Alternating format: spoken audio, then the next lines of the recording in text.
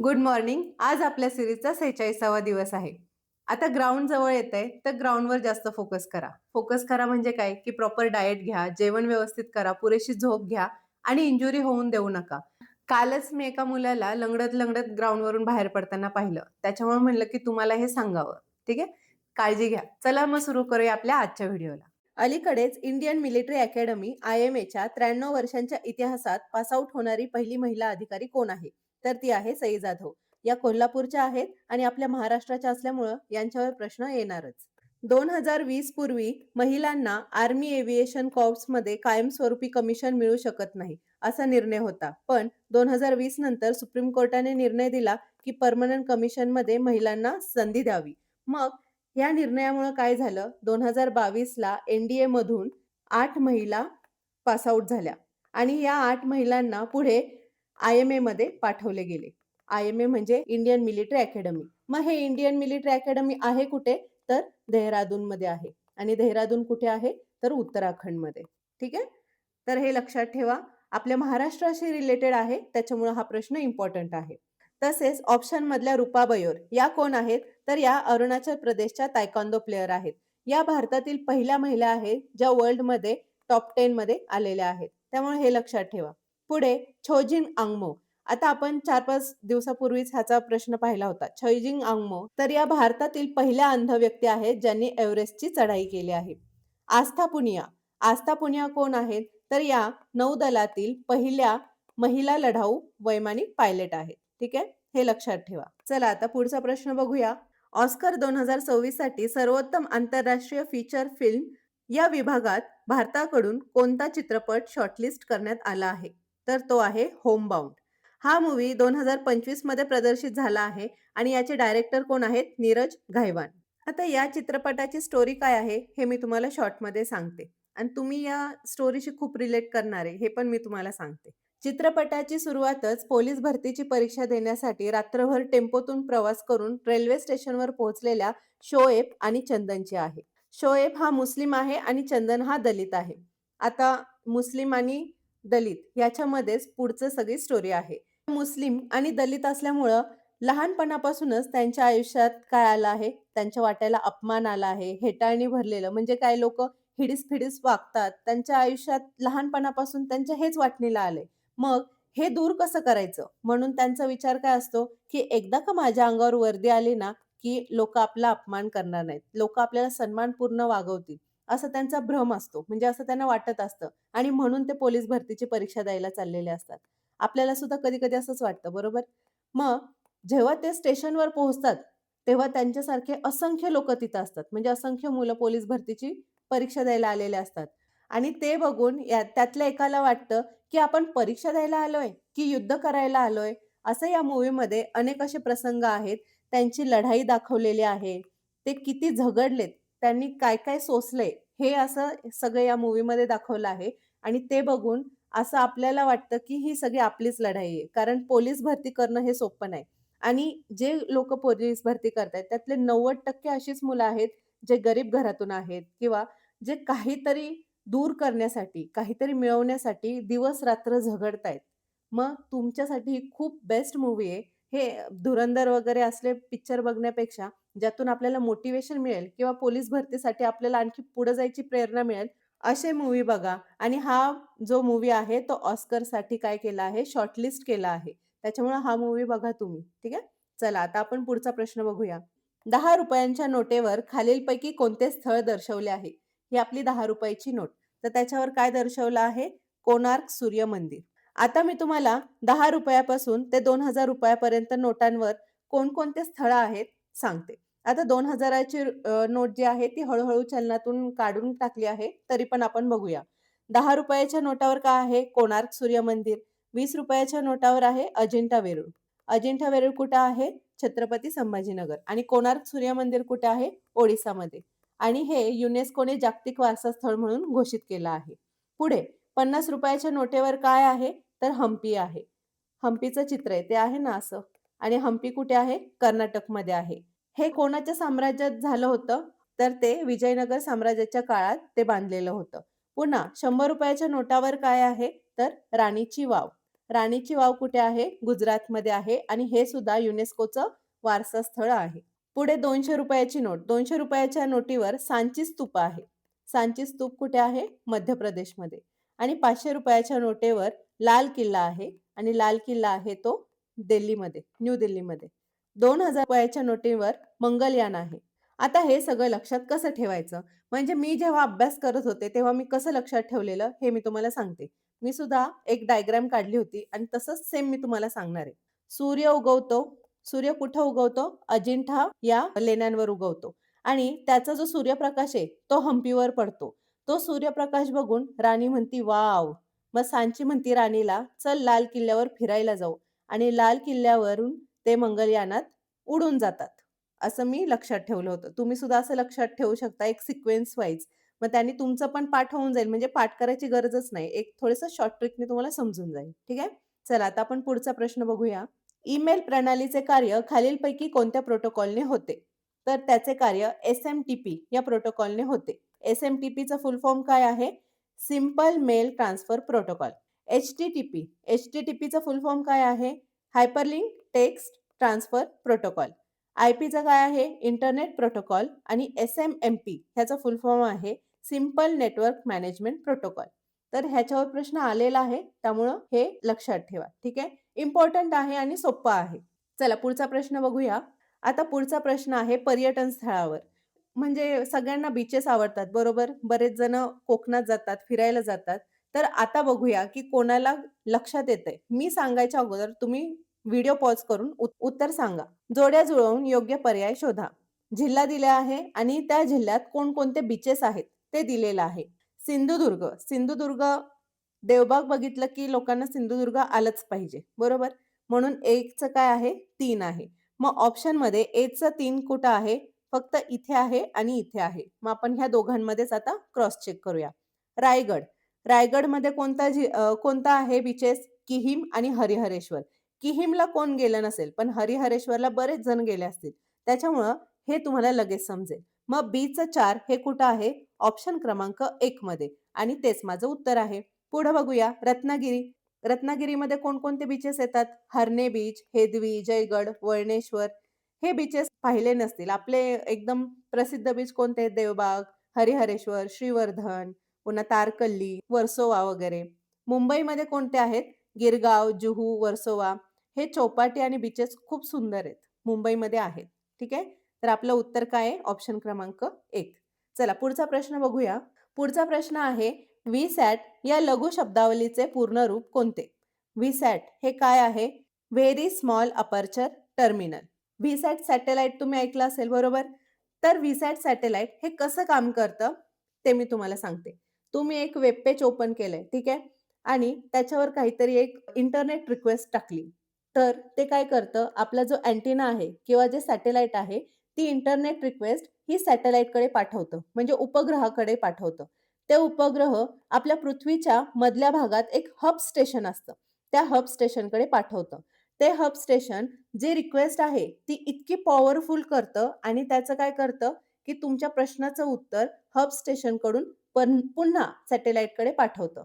मग सॅटेलाइट ते पुन्हा व्हीसॅटच्या दिशेने म्हणजे आपल्या अँटेनाच्या दिशेने पाठवतं आणि तुमची डिश जी सिग्नल पकडते आणि इंडोर युनिट म्हणजेच ह्याला आय-डी-यू म्हणतात. तर या इंडोर युनिट मार्फत तुमच्या कॉम्प्युटरपर्यंत पोहोचवते आणि त्यामुळे तुम्हाला इंटरनेट यूज करता येते. हे व्हीसॅटचं काम आहे. ठीक आहे? समजलं? एकदम सिंपल भाषेत मी सांगितलंय. चला आता पुढचा प्रश्न बघूया. आता आपले मराठीचे प्रश्न सुरू झाले आहेत. चला, पहिला प्रश्न आहे, चोर भय या शब्दाचा विग्रह करा. चोर भय या शब्दाचा विग्रह कसा होईल? चोराला भय? नाही. चोराला तर भय नसतं म्हणून तो चोरी करायला येतो. चोराचे भय? हां, काही-काहींना चोरीचे भय म्हणजे चोरांपासून भीती वाटत असेल, पण हे उत्तर नाही. चोरापासून भय? बरोबर. चोर चोरी करायला येतात म्हणून चोरांपासून भीती वाटते. म्हणून ऑप्शन क्रमांक सी हे माझं उत्तर आहे. चोरासाठी भय हे काय नाही म्हणजे आपण चोरासाठी थोडी घाबरतो, आपण चोरापासून घाबरतो. आणि हे पासून कुठलं तत्पुरुष आहे? तर हे पंचमी तत्पुरुषचं उदाहरण आहे. ठीक आहे? तर म्हणून आपलं उत्तर काय आलं? चोरांपासून भय. चला पुढचा प्रश्न बघूया. 3-4 समास ओळखा. 3-4 म्हणजे काय? 3 किंवा 4 म्हणून आपलं उत्तर काय येणार? वैकल्पिक द्वंद्व. ह्याच्यामध्ये काय असतं? हे किंवा ते, हे किंवा असं, म्हणजे आपल्याला ऑप्शन असतात. वैकल्पिक म्हणजे काय? ऑप्शन. म्हणून 3-4 म्हणजे काय? 3 किंवा 4. वैकल्पिक द्वंद्व. द्विगु समास. द्विगु समासमध्ये काय असतं? संख्या विशेषण असतं. समाहार द्वंद्व. समाहार द्वंद्व म्हणजे काय? की जेव्हा 2 वस्तूंचा उल्लेख असतो, तिथे 2 वस्तूंचा उल्लेख असतो, पण त्या 2 वस्तू सोडून बाकीच्याही गोष्टींचा उल्लेख होतो. उदाहरणार्थ काय? बाजार-हाट, पेनी-फणी, केर-कचरा, चहा-पाणी हे समाहार द्वंद्वचे उदाहरण आहेत. अव्ययीभाव समास. अव्ययीभाव समास म्हणजे काय? अव्ययीभाव समासामध्ये पहिले पद हे काय असते? प्रधान असते. उदाहरणार्थ काय? घरोघरी, क्षणोक्षणी, यथाशक्ती याच्यामध्ये पहिलं पद हे प्रमुख असतं. ठीक आहे? चला आणि दुसरं कुठलं? तत्पुरुष समास. तत्पुरुष समासमध्ये काय? दुसरं पद प्रधान असतं. त्याच्यानंतर बहुव्रीही. बहुव्रीही म्हणजे काय? की उल्लेख केलेल्या घटकांपेक्षा तिसऱ्याच गोष्टीचा उल्लेख होतो. म्हणजे तिसऱ्याच गोष्टीचा बोध होतो. तेव्हा होतो बहुव्रीही. आणि दुसरा आहे द्वंद्व. द्वंद्व म्हणजे काय? की दोन्ही पदे महत्त्वाची असतात.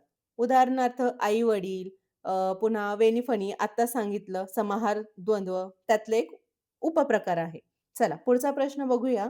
सफल समास ओळखा. सफल या शब्दाचा समास आहे सह बहुव्रीही. सफलचा अर्थ काय आहे? फलासहित आहे जो तो. मग बहुव्रीही समासातला सहबहुव्रीही समास हा सफल या शब्दाचा आहे. पुढे नन बहुव्रीही. नन बहुव्रीहीचं उदाहरण काय? तो निर्धन झाला. निर्धन म्हणजे काय? की त्याच्यापासून धन निघून गेले. आणखी काय होईल? अकर्मक. अकर्मक म्हणजे काय? ज्याला कर्म नाही असा तो. आणखी अनिश्चित, निश्चित नाही असा तो, म्हणजे जिथे नकार येतो. आणि त्याच्यापासून, त्या शब्दांपासून आणखी बाकीच्या गोष्टींचा पण उल्लेख होतो. म्हणजे बाकीच्या गोष्टींचा बोध होतो. तेव्हा तो असतो नन बहुव्रीही. कर्मधारय म्हणजे काय? ज्यावेळेस आपण त्या शब्दांची फोड करतो, तेव्हा ते दोन्हीही शब्द कशामध्ये असतात? प्रथमेत असतात. त्यांना कुठलाही प्रत्यय नसतो. तो कर्मधारय समास. आणि अव्ययीभाव आपण आत्ताच पाहिलं. बरोबर? चला आता नेक्स्ट क्वेश्चन बघूया. अष्टावधानी या शब्दाचा समास कोणता? अष्टावधानी म्हणजे काय? की ज्याचे 8 गोष्टींकडे अवधान आहे, लक्ष आहे असा तो अष्टावधानी. मग एका शब्दातून आपल्याला बाकीच्याच गोष्टीचा बोध होतो. तो आपला कुठला समास आहे? तर तो आहे बहुव्रीही. ठीक आहे? चला पुढचा प्रश्न बघूया. महाराष्ट्र या शब्दाचा समास कोणता? महाराष्ट्र या शब्दाचा समास आहे कर्मधारय समास. या समासामध्ये पहिले पद काय असतं? विशेषण असतं आणि दुसरे पद हे नाम असतं. महाराष्ट्राचा जर विग्रह केला तर ते कसं होईल? महान असे राष्ट्र. मग याच्यामध्ये महान हे काय आहे? विशेषण आहे आणि राष्ट्र हे काय आहे? नाम आहे. म्हणून हा कुठला समास झाला? कर्मधारय समास. ठीक आहे? आणि हे दोन्ही पण कसे आहेत? प्रथमेत आहेत. बरोबर? म्हणून त्याचं उत्तर आहे कर्मधारय समास. चला पुढचा प्रश्न. चला आपले आता गणिताचे प्रश्न सुरू झाले आहेत आणि ते सुद्धा खूप क्वालिटी क्वेश्चन आहेत. आपला पहिला प्रश्न आहे, अमितने आपल्या पगाराचा 3/5 हिस्सा घरी दिला. उरलेल्या हिस्स्यापैकी निम्मा शेतीसाठी खर्च केला. उरलेल्यापैकी निम्मा मुलाला दिला व बाकीची रक्कम पोस्टात जमा केली. तर जर त्याने पोस्टात ₹600 जमा केले तर त्याचा पगार किती? आता मी काय समजते, त्याचा पगार मी एक सपोज ₹150 पकडते. ठीक आहे? किंवा ₹100 पकडूया. त्याचा पगार मी ₹100 पकडला फॉर एक्झाम्पल. त्या ₹100 मधला 3/5 हिस्सा काय केला? घरी दिला. म्हणजे घरी किती दिला? 5 दुने 10, 3 दुने ₹60 हे काय केले? घरी दिले. आता राहिले किती? 40. त्या 40च्या उरलेल्या हिस्स्यापैकी निम्मा शेतीसाठी खर्च केला. म्हणजे 40 पैकी 20 निम्मे हे कशासाठी केले? शेतीसाठी खर्च केले. त्याच्यानंतर राहिले किती? 20. त्यापैकी निम्मा मुलाला दिला. म्हणजे मुलाला किती दिले? 10 दिले मुलाला. आणि आता बाकीचे राहिले किती? 10. ते 10 त्यांनी पोस्टात जमा केले. मग जे 10 ही जे पोस्टात जमा केली आहे, ती ॲक्चुअली रक्कम किती आहे? ₹600. बरोबर? तर त्याचा पगार किती? 10 नी 600ला भाग दिला. किती आले? 60 आले. बरोबर? म्हणजे आपली जी ढोबळमानाने रक्कम काढली होती, त्यामध्ये जर 10 ची किंमत जर 60 आहे, तर 100 ची किंमत 60 प्रमाणे किती होणार? ₹6000. आणि हे जे ₹6000 आहे, तेच माझं उत्तर आहे. समजलं? हे एकदम मी सिम्पलेस्ट फॉर्ममध्ये सांगितलं. तरी काहींना समजलं नसेल तर मी सांगते. जर 10 ची किंमत ₹600 आहे, तर 100 ची किंमत किती? असंच काढायचंय ना. जे राहिलेलं आहे 20 पैकी 10 मुलाला दिले आणि शेवटी ₹10 राहिले, बरोबर? हे ₹10 ची किंमत आहे ₹600. जर 10 ची किंमत 600 आहे, तर 100 ची किंमत किती? क्रॉस मल्टिप्लिकेशन करा. 600 गुणिले 100 आणि खाली भागिले 10. 10 ने इथं गेले, राहिले किती? ₹6000. म्हणजे त्याचा पगार किती आहे? ₹6000. समजलं? तुम्ही इथे 100च्या ऐवजी 150 मानू शकता, 1000, 500 कितीही मानू शकता. तुमचं उत्तर 6000च येणार. चला पुढचा प्रश्न बघूया. एका शहरात 52,000 लोकांपैकी 0.30% व्यक्तींकडे मोटार कार आहे. 52,000 व्यक्ती आहेत, ठीक आहे. 52,000 मधले 0.30%, 0.30%. आता ह्या शून्याला हा शून्य, हा शून्याला हा शून्य, 0, 0. इथे पॉइंट येणार 2 संख्या सोडून. 3 दुणे 6, 5 त्रिक 15. म्हणजे 156 लोकांकडे काय आहे? कार आहे. ठीक आहे. बी शहरात, हे कुठलं आहे? ए शहर आहे. पुन्हा पुढे बी शहरात 48,000 लोकांपैकी 0.25 लोकांकडे मोटार कार आहे. ठीक आहे. मग ह्याला सुद्धा मी भाग घालवते. 0, 25 8, 200, 25 चोक 100, 102. 102 लोकांकडे काय आहे? मोटार कार आहे. 8 शहरात 50,000 लोकांपैकी 300 व्यक्तींकडे, हे 8 नाही ॲक्चुअली सी आहे. ठीक आहे. इथे थोडंसं करेक्शन करा. सी शहरात 50,000 लोकांपैकी 300 व्यक्तींकडे मोटार कार आहे. म्हणजे डायरेक्ट दिला आहे. 300 व्यक्तींकडे मोटार कार आहे. तर खालील कोणत्या सांकेतिक चिन्हाने ह्यांचे संबंध दर्शवता येईल? सगळ्यात जास्त कार कोणाकडे आहे? सी कडे आहे, बरोबर? म्हणजे सी मोठा पाहिजे. मग सी मोठा आहे. त्याच्यानंतर त्याच्या खालोखाल कोणाकडे आहे? ए कडे आहे आणि त्याच्या खालोखाल बी कडे आहे. म्हणजे आपलं हे समीकरण बनणार. सी मोठा कुठे आहे? इथे लहान आहे. असं आहे म्हणजे लहान आहे. इथे सी लहान आहे म्हणजे हे पण गेला. इथे सी हा ए पेक्षा लहान आहे म्हणजे हा पण गेला. म्हणजे माझं उत्तर काय आलं? सी हा ए पेक्षा मोठा आहे, बरोबर? आपला ए मध्ये आहे आणि ए हा बी पेक्षा मोठा आहे. म्हणजे माझं उत्तर आलं ऑप्शन क्रमांक 2. आता हे एक्सप्लेन केल्यामुळे थोडंसं लेंदी वाटलं असेल, पण खूप सोपं आहे. चला पुढचा प्रश्न बघूया. दिलेल्या संख्या श्रेणीत एक संख्या चुकीची आहे, ती शोधा.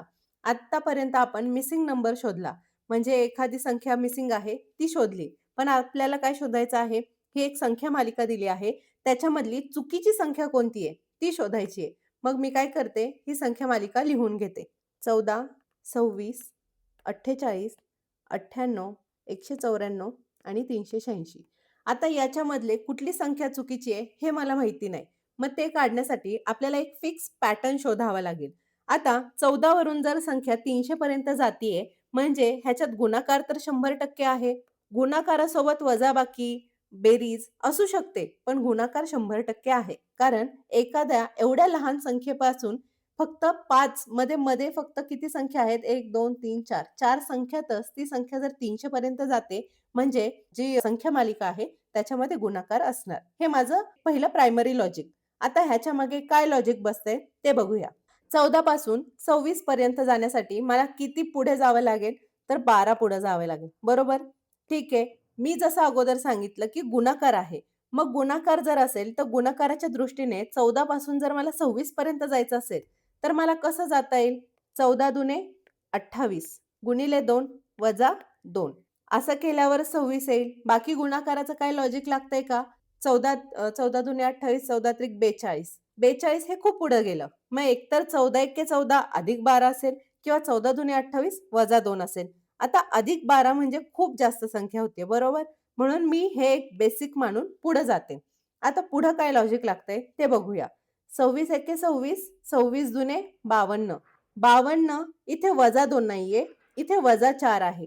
मग एकतर आपलं असं लॉजिक असू शकतं, की गुणिले 2 वजा 2 गुणिले 2 वजा 4 गुणिले 2 वजा 6 असं म्हणजे जे समसंख्या आहेत त्या वजा करत करत वाढवत पुढे जाणार. एकतर असा पॅटर्न असेल किंवा हाच पॅटर्न पुढे कंटिन्यू असेल. गुणिले 2 वजा 2 गुणिले 2 वजा 2 असा पॅटर्न असेल.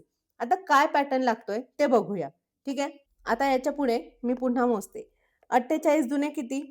48 दुने 96. पण हे 98 आहेत म्हणजे अधिक 2 झाले. मला इथं काहीतरी गफलत वाटते. हे गुणिले 2 आणि हे अधिक 2. कारण 48 दुने 96 अधिक 2 म्हणजे मला इथं थोडंसं काहीतरी असं वाटतंय किंवा हे चुकीचं असू शकतं. वजा 4 अधिक 2 वगैरे. पुढे आणखी काय पॅटर्न आहे ते बघूया. 98 गुणिले 2 किती? 196. आता इथे बघा गुणिले 2 आणि वजा 2 आहेत. 98 गुणिले 2 196 वजा 2 194. आता मला थोडंफार गुणिले 2 वजा 2 इथे थोडंसं एका ठिकाणी सिमिलर भेटलं. आता याच्या पुढे बघूया. 194 गुणिले 2 388. 194 गुणिले 2 388 वजा 2 386. म्हणजे मला एक समजलं की माझा पॅटर्न काय आहे, गुणिले 2 वजा 2. मग प्रॉब्लेम कुठे आला? इथे आणि इथे. मग इथे आणि इथे प्रॉब्लेम आला म्हणजे त्याच्या मधली संख्या कोणती आहे? 48. म्हणजेच 48 मध्ये काहीतरी प्रॉब्लेम आहे, म्हणून माझं उत्तर काय येणार? 48. समजलं? आपला पॅटर्न आता बघूया. 48 जर नसतं, जर 48 मध्ये प्रॉब्लेम आहे, तर त्या जागी कोणती संख्या पाहिजे होती ते आपण बघूया. आता गुणिले 2 वजा 2 हा आपला पॅटर्न आपल्याला कळलं की हा फिक्स आहे. मग 26 जुने किती? 52. मग 26 गुणिले 2 वजा 2, 52 वजा 2 किती? 50. म्हणजे 48 च्या ऐवजी इथं किती उत्तर पाहिजे? 50 पाहिजे. बरं, हे सेम इथं लागू होतंय का? ते पण क्रॉस चेक करूया. 50 गुणिले 2 किती? 100 आणि 100 वजा 2 किती? 98. म्हणजे इथं 98 बरोबर आहे, इथे 26 बरोबर आहे. आपला 48 इथं गुण म्हणजे गणलेला आहे. म्हणजे 48 च्या जागी 50 जर असतं, तर आपली सीरीज बरोबर असती. मग आपली चुकीची संख्या कोणती झाली? 48. समजलं? चला पुढे बघूया. ए या देशाच्या हल्ल्यापासून बी आणि सी या 2 देशांनी एकत्रितपणे संरक्षण केले. बीच्या सैनिकांनी प्रत्येकी 8 गोळ्या झाडल्या, तर सीच्या सैनिकांनी प्रत्येकी 4 गोळ्या झाडल्या. झाडलेल्या एकूण गोळ्यांची संख्या बी आणि सीच्या एकूण संख्यांच्या बेरजेच्या 8 पटीच्या तुलनेत 100 ने कमी आहे. तर या संयुक्त संरक्षण आघाडीवर सीचे किती सैनिक होते? आता यांनी फक्त नसं शाब्दिक गुंतागुंत केलेली आहे. आपण ती गुंतागुंत सोडवूया. आपल्याला काय सांगितलंय? ए वर हल्ला करतोय, ए चा हल्ला होतोय. मग बी आणि सी एकत्र येऊन त्याचं संरक्षण करतायत. बी ने किती गोळ्या झाडल्या? तर बी ने ज्या गोळ्या झाडल्या त्या मी म्हणते एक्स. बी चे सैनिक एक्स आणि त्यांनी किती गोळ्या झाडल्या? प्रत्येकी 8 गोळ्या झाडल्या. म्हणजे बी ने गोळ्या किती झाडल्या? प्रत्येकी 8. म्हणजे किती? 8x गोळ्या झाडल्या. ठीक आहे. त्याच्या पुढे काय? सीच्या सैनिकांनी प्रत्येकी 4 गोळ्या झाडल्या. आता सीचे सैनिक मी वाय पकडते आणि प्रत्येकी 4 गोळ्या झाडल्या. म्हणजे त्यांनी किती गोळ्या झाडल्या? 4 वाय. झाडलेल्या एकूण गोळ्यांची संख्या बी आणि सीच्या एकूण सैनिकांच्या बेरजेच्या 8 पटीच्या तुलनेत 100 ने कमी आहे. बी आणि सीची टोटल सैनिक किती आहेत? एक्स अधिक वाय. ठीक आहे. जी संख्या आहे गोळ्या झाडलेल्या त्यांची संख्या किती आहे? बी आणि सीच्या एकूण सैनिकांच्या बेरजेच्या 8 पटीच्या पेक्षा 100 ने कमी. म्हणजेच किती? 8x अधिक 4y. समजलं? 8x आणि 4y ह्या त्यांनी टोटल मिळून झाडल्या बरोबर. पण त्या कशा झाडल्या? त्यांच्या सैनिकांच्या बेरजेच्या 8 पटीच्या 100 ने कमी. हे मला भेटलं समीकरण. आता मी फक्त हे समीकरण सॉल्व्ह करणार आणि जे उत्तर येईल ते आपलं उत्तर लगेच आपल्याला भेटणार आहे. मग आता मी काय करते? सिंपल सॉल्व्ह करते. 8 ने आतमध्ये गुणते. 8x प्लस 8y वजा 100 बरोबर 8x प्लस 4y. ठीक आहे. आता हा 100 मी काय करते? इकडे घेऊन जाते आणि हे जे 8x आणि 4y आहे ते मी इकडे घेऊन येते. 8x वजा 8x अधिक 8y वजा 4y बरोबर किती? 100. ही सगळी संख्या मी इकडे नेली आणि हे 100 मी इकडे नेले. पुढं 8x ला 8x गेले, राहिले 8y वजा 4y. किती राहिले? 4y बरोबर किती? 100. म्हणजेच माझी y ची किंमत किती आली? 25. आता y म्हणजे कोण आहे? सी आहे आणि आपल्याला विचारलंच काय आहे की संयुक्त संरक्षण आघाडीवर सी चे किती सैनिक होते? किती सैनिक होते? 25. म्हणजे माझं उत्तर किती आलं? 25. तेच जर विचारलं असतं बी चे किती सैनिक आहेत, तर आपलं उत्तर काय आलं असतं? वायच्या ठिकाणी आपण 25 ठेवले असते आणि उत्तर काढलं असतं. बरोबर. चला पुढचा प्रश्न बघूया. आता हा प्रश्न तुमच्यासाठी. ह्याचं सुद्धा उत्तर खूप सोपं आहे. ह्याचं उत्तर तुम्ही मला कमेंट बॉक्समध्ये द्यायचं आहे. पुढचा प्रश्न बघूया. आता आपले बुद्धिमत्तेचे प्रश्न सुरू झालेत. दिलेल्या सामग्रीच्या संदर्भात पुढील प्रश्नाचे उत्तर देण्यासाठी उचित पर्याय निवडा. एका घनाची पृष्ठे 6 भिन्न रंगांनी रंगवलेली आहेत. निळ्या रंगाच्या पृष्ठासमोर निश्चितपणे कोणत्या रंगाचे पृष्ठ आहे? आता आपण जे घनावर पुन्हा जे पृष्ठावर जे असे प्रश्न होते ते आपण ऑलरेडी सॉल्व्ह केलेले आहेत. तुम्हाला जर आठवत असेल तर एक मी थोडीशी हिंट देते. ह्याच्या मागे लॉजिक काय आहे? सपोज इथे आहे 1, इथे आहे 2, इथे आहे 3. ठीक आहे. त्याच्यानंतर इथे आहे 3, इथे आहे 4 आणि इथे आहे 5. तुम्हाला विचारलं आहे की 2च्या अपोझिट कोणती संख्या येईल? तर आपण काय लॉजिक लावलं होतं? 3 पासून क्लॉकवाईज डिरेक्शनने आपण जात होतो. बरोबर? आता 3 इथं आहे, इथून इथे असं जाणार. 3 इथे, 3 इथे. 3च्या पुढं काय आहे? इथे 3च्या पुढं पहिला आहे 1 आणि नंतर आहे 2. इथे 3च्या पुढं काय आहेत? 4 आहे आणि 5. मग 2च्या अपोझिट कोणती संख्या येणार? तर ही संख्या येणार. समजलं? ही आहे लॉजिक. आता हे लॉजिक आपल्याला कुठं वापरायचंय? वरती. आपल्याला निळ्या रंगाच्या पृष्ठभागासमोर निश्चित अपोझिट कोणता रंग येणार आहे ते सांगायचंय. निळा रंग कुठे आहे? इथे. इथून मी जाणार कसं? क्लॉकवाईज डिरेक्शननी. निळा, त्याच्यानंतर काय आहे? हिरवा, त्याच्यानंतर आहे पिवळा. आता इथे निळा कुठंच नाहीये. इथं निळा कुठंच नाहीये, पांढरा आहे. पण पांढरा इथं पण नाहीये. नारंगी आहे, नारंगी इथे पण नाहीये. लाल, लाल पण नाहीये. म्हणजे आपण काढूच शकत नाही. आपल्याला एक फिक्स पॉइंट पाहिजे जो दोन्ही बॉक्समध्ये आहे. तसं फिक्स पॉइंटच भेटत नाही. म्हणजे ह्याचं उत्तर आपण काढूच शकत नाही. म्हणून आपलं उत्तर येणार सामग्री ए आणि बी दोन्हीही पुरेशी नाही. समजलं? चला पुढचा प्रश्न बघूया. जर रेमंड बरोबर 90, रेनॉल्ड बरोबर 93 तर विल्सन बरोबर किती? आता हे उत्तर काढण्यासाठी मला ए टू झेड लिहावं लागेल आणि त्यांची संख्या लिहावी लागेल. ते मी पटकन लिहिते. रेमंडमध्ये काय लॉजिक लावले ते बघूया. मी काय करते? रेमंड हे लिहून घेते आणि लागलीच रेनॉल्ड हे सुद्धा लिहून घेते. REYNOLD. आता ह्यांच्या संख्या काय आहेत ते मी बघते आणि मग 90 हे आणि 93 हे कसं उत्तर काढले ते आपण काउंट करूया. R ची किंमत काय आहे? 18. A ची किंमत आहे A. Y ची किंमत आहे 25. M ची किंमत आहे 13. O ची किंमत आहे 15. N ची किंमत आहे पुन्हा 14 आणि D ची किंमत आहे 4. जर मी ह्यांची बेरीज केली तर माझं उत्तर किती येतंय? 18 अधिक 1 19 अधिक 25 44 अधिक 13 बरोबर 57 अधिक 15 72 अधिक 18 डायरेक्ट. तर माझं उत्तर किती येतंय? 90. म्हणजेच ह्यांच्या ज्या संख्या आहेत त्यांची बेरीज हे आपलं उत्तर आहे. मग सेम आता हेच लॉजिक रेनॉल्डच्या बाबतीत लागू पडतंय का ते बघूया. R ची किंमत किती आहे? 18. E ची किंमत किती आहे? 5. Y ची किंमत आहे 25. N 14. पुन्हा O ची किंमत आहे 15. L ची किंमत आहे 12 आणि D ची किंमत आहे 4. आता ह्यांचं उत्तर किती यायला पाहिजे? 93. ते येते का? बघूया. 18 अधिक 5 किती? 23. 23 आणि 25 किती? 48 अधिक 14 किती येणार? 62 अधिक 15 77 अधिक 12 89 आणि अधिक 4 बरोबर 93. म्हणजेच माझं उत्तर येतंय हे म्हणजे माझं हे लॉजिक बरोबर आहे. मग सेम मी विल्सनला अप्लाय करणार. आता मी विल्सन शब्द लिहून घेते आणि लगेच आपण आपलं उत्तर काढूया. WILLSON. W ची किंमत काय आहे? W ची किंमत आहे 23. I ची किंमत काय आहे?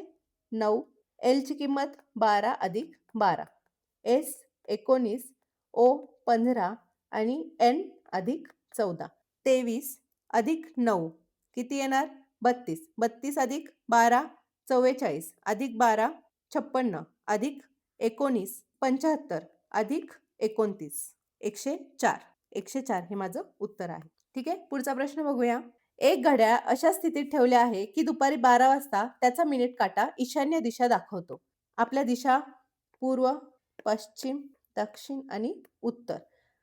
आता जे घड्याळ आहे ते 12 वाजले आहेत. म्हणजे पण त्याचा काटा कुठे दाखवते? ईशान्य दिशा दाखवते. म्हणजे 12 इथे वाजले आहेत. असं आहे घड्याळ. 3 इथे वाजेल, 6 इथे वाजतील आणि 9 इथे वाजतील. ठीक आहे. आणि ह्याच्यामध्ये 1 2 3 4 5 7 8 10 आणि 11 म्हणजे असं घड्याळ आहे. पुढे आपल्याला काय सांगितलं आहे? तर दुपारी 1:30 वाजता त्या घड्याळाचा तासकाटा कोणती दिशा दर्शवतो? 1:30 म्हणजे कुठे? ह्या 1 आणि 2च्या मध्ये इथे. म्हणजेच कुठली दिशा दाखवतोय तो?